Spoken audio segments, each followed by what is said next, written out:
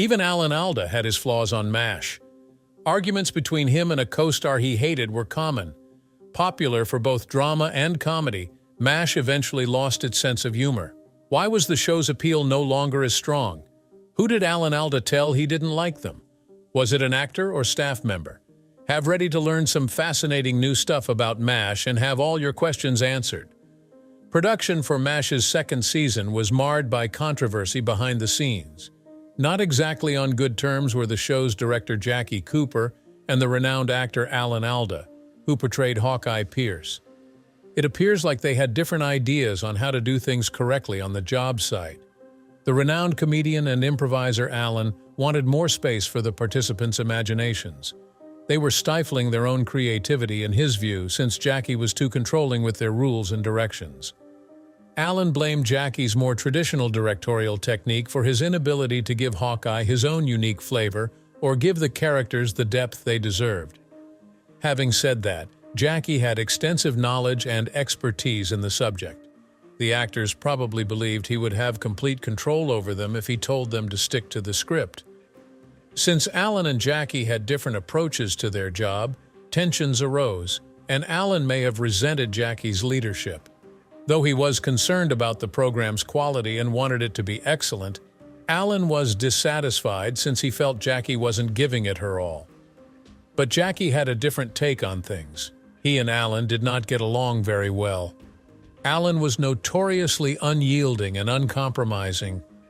Jackie, the director, is used to taking the lead. Therefore, her dissatisfaction stemmed from his insensitivity to other people's opinions and ideas. Alan was unable to perform a good job because, according to Jackie, he tried to take over the scenes. This is like attempting to put together a Lego model while someone is constantly taking your pieces and giving you directions on how to reassemble them. It's not exactly exciting, is it? Since she was working with Alan, Jackie probably shared his sentiments. It appears that their clash of personalities and a dispute over the show's direction were the main reasons for their problem. Alan wanted greater freedom to be creative and collaborate with others, in contrast to Jackie's preference for a more traditional approach in which he was in charge. They had tense moments in their relationship due to their strong opinions and arguments. Was it only that Alan and Jackie had contrasting worldviews, or was something more at work? Why don't we familiarize ourselves with the software first? Then we can dig in head first. The smash hit TV show MASH was based on a book. There was an airing from 1972 until 1983. Because it follows the experiences of troops working in a makeshift army surgical hospital during the Korean War, the name of the program is derived from that reality. The emotional and comic aspects of the program were well received by many spectators. The renowned TV series set during the Korean War was a lot more than just a funny show. The story centered on the courageous medical staff who, in the face of the terrible challenges of war, toiled ceaselessly to save lives. No matter how bad things got, our heroes never let their spirits dip and even found humor in the midst of it all. Hawkeye Pierce was adored by many viewers. This talented and funny surgeon could always be relied on for a joke, no matter how dire the situation. The character of Hawkeye's best friend, Trapper John McIntyre, portrayed by Wayne Rogers, was a genuine character who often joined in on Hawkeye's shenanigans. There were more characters on MASH besides Hawkeye and Trapper. Various interesting individuals made up the program's ensemble. The film's comedic moments came from Jamie Farr's portrayal of the flamboyant Corporal Maxwell Klinger, who tried to get out of his duties by dressing like women, and Loretta Swit's portrayal of the compassionate but severe head nurse, Margaret Houlihan. The unique quirks and personalities of each character made the show what it was. This was what made MASH stand out from the competition. The blend of seriousness and lightheartedness was spot on. In the blink of an eye, Hawkeye's antics may bring you to tears, whether it's from the suffering of the wounded or the emotional toll of war. The program's courage to tackle taboo subjects and explore deep emotions made it meaningful to many. It may have been a long time since the final episode, but many still consider it a classic TV show. On the other hand, there is a charming fact that you may not know. McLean Stevenson ended up playing the charming but sometimes awkward Colonel Henry Blake instead of Alan Alda's renowned role as the charming and astute Surgeon Hawkeye Pierce. Do you think McLean Stevenson would be fantastic as Hawkeye?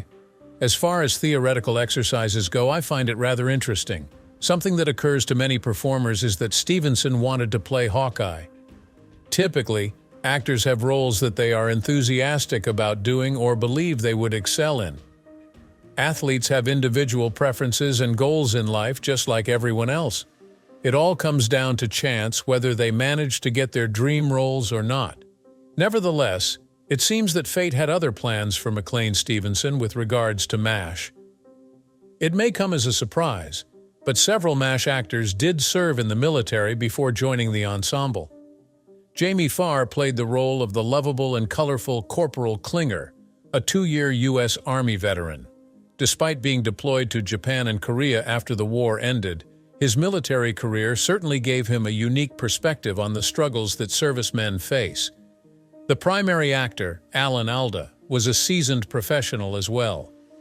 Korea was his temporary home for the 6 months he spent serving in the Army Reserves. His portrayal of the empathetic and comical Dr. Hawkeye Pierce was surely influenced by his real-life experiences, even though he refrained from fighting on screen. If that's so, who exactly was Alan Alda's real rival? Some point the blame to Jackie Cooper, the film's director, while others point to Mike Farrell, BJ's actor, as the culprit. Humpty Dumpty. Why? It seemed as if they were really engaged in a TV competition. They were continuously competing with one another in terms of stupidity and brilliance in their never-ending effort to prove who was the better doctor. According to Alan's book, Never Have Your Dog Stuffed and Other Things I've Learned, he and Mike would engage in amusing competitions, such as timing how quickly one could learn to stand on one's hands. Collaborating was a joy, and we kept things lighthearted the whole time. In an odd turn of events, Alan said in his memoirs that he trained in judo while enlisted. This would explain why he was so game for physical challenges and playful competitions with Mike. Despite being buddies, their physical interactions weren't always playful. From behind, Mike would playfully try to trip Alan and knock him down whenever Alan urged him to sit down, Alan saw. That being said, there were some very dark times throughout their union. They had disagreements from time to time, usually about what their characters should do. Mike was of the unwavering opinion that B.J. Honeycutt was assuming a persona he did not really possess. This led to a little disagreement between him and Alan. Alan could have had a different interpretation of what happened. Actors have an intense emotional investment in the roles they portray and work tirelessly to embody those roles. This likely had a role in the disagreement between Alan and Mike on BJ's behavior. They cared deeply for their characters and the show as a whole, even if they had their share of arguments. Aside from the rift between Alan and Mike, there are other interesting stories of performers who missed out on chances to have a major effect on MASH that may have changed their careers. For instance, comedian Robert Klein appointed Hawkeye's sidekick Trapper John McIntyre to the role. Are you kidding me? Robert Klein, a stand-up comedian, may have been a part of the illustrious MASH cast. However, he decided not to play the role, for whatever reason. Even after MASH became a major success, Klein still seemed unconcerned with the decision. Following that, he had a phenomenal comedy career, appearing in over 100 films and TV shows and cameos. Even without the exposure from appearing on a popular show like MASH, he clearly accomplished a lot on his own. Another intriguing casting element is the inclusion of Wayne Rogers, who plays Trapper John McIntyre. Wayne skipped signing a contract when he joined a TV show, unlike his other artists. He was able to leave the program whenever he wanted without fear of consequences because of this. Every time Wayne decided to go on a brief excursion, the MASH team must have been shocked. The production team must have had to do some real juggling to keep things moving along when one of the main characters came and went at will. Jamie Farr's eccentric character Klinger was beloved by many MASH watchers. It was always intended that he wouldn't have a regular part in the show, however.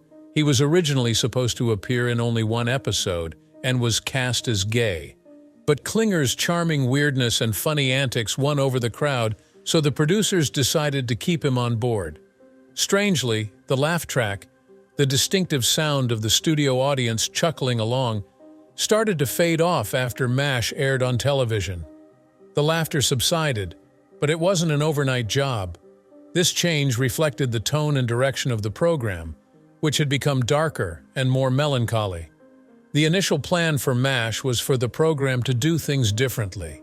They felt that the laugh track, recorded laughter found in many sitcoms, didn't exactly go with the show's vibe.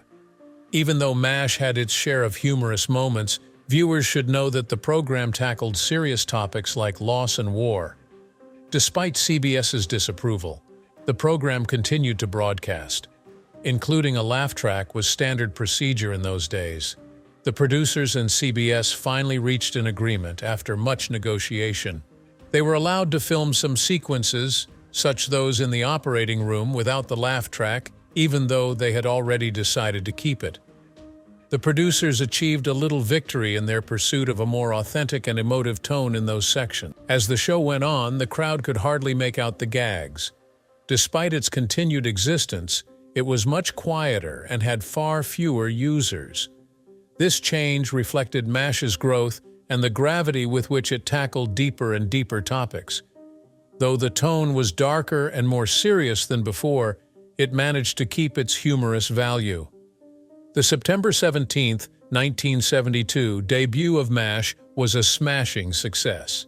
The show's writing by Larry Gelbart and director Gene Reynolds both received Emmy nominations. The whole episode was written by Larry in only 3 days, which is very remarkable. Compared to doing an entire book report in one sitting, it is really exhilarating. With all the praise it received, it was clear that the pilot episode was outstanding. Despite its rushed composition, it managed to capture the hearts of readers and become a beloved classic. Only Hawkeye actor Alda